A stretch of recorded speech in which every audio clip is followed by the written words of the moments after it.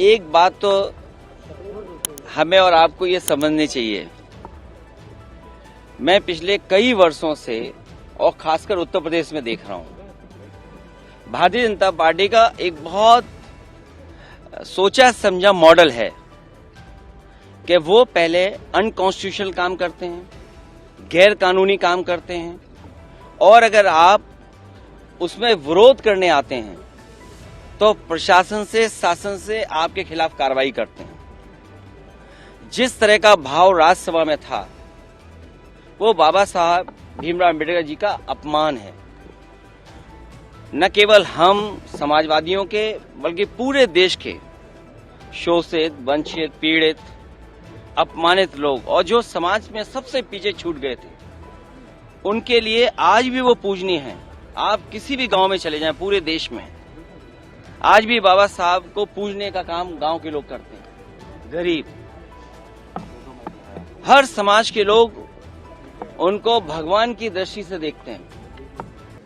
तो इस तरह की भाषा का इस्तेमाल करना न केवल निंदनीय है बल्कि शब्दों को वापस लें और माफी मांगने की जो विपक्ष की बात है उसको मानना चाहिए सरकार को।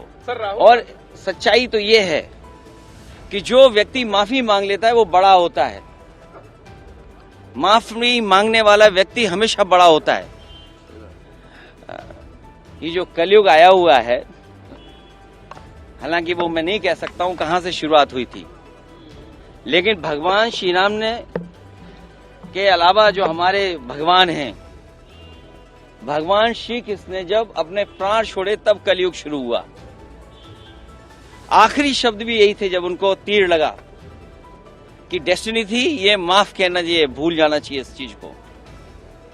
तो कम से कम सरकार को जिनकी भाषा से, व्यवहार से पूरे देश का सेंटिमेंट बाबा साहब भीमराव अम्बेडकर जी के लिए जो अपमान की तरह भाषा इस्तेमाल हुई, उस पर माफी मांगनी चाहिए और शब्द वापस अपने लेने चाहिए। राहुल गांधी पर एफआईआर हुई है, देखिए, ये हालांकि मेरी स्पीकर साहब से बात नहीं हुई और दूसरे पॉलिटिकल लीडर्स से बात नहीं हुई, लेकिन ये लोकसभा का परिसर है। इसमें सबसे ज्यादा सुप्रीम अगर कोई है तो स्पीकर साहब हैं। अब सोचिए आप, बीजेपी के लोग तो स्पीकर के साहब के ऊपर भी चले गए। हालांकि मेरी किसी पॉलिटिकल पार्टी से बात नहीं हुई, लेकिन ये जो परिसर है वो लोकसभा का है, तो स्पीकर साहब के पास हम बैठ करके बहुत सारी चीजों को सुलझा सकते थे। लेकिन मैंने जो बात शुरू में कही, भारतीय जनता पार्टी के पास तरीके हैं, उनके पास मॉडल हैं, अंडरग्राउंड पॉलिटिकल उनके पास राय मशवरा आता है।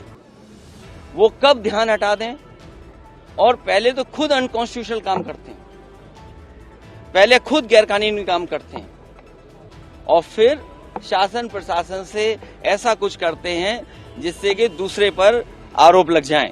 और मैं तो फरक्काबाद के सांसद जी को देख रहा था, वो सर्टिफिकेट वाले सांसद हैं।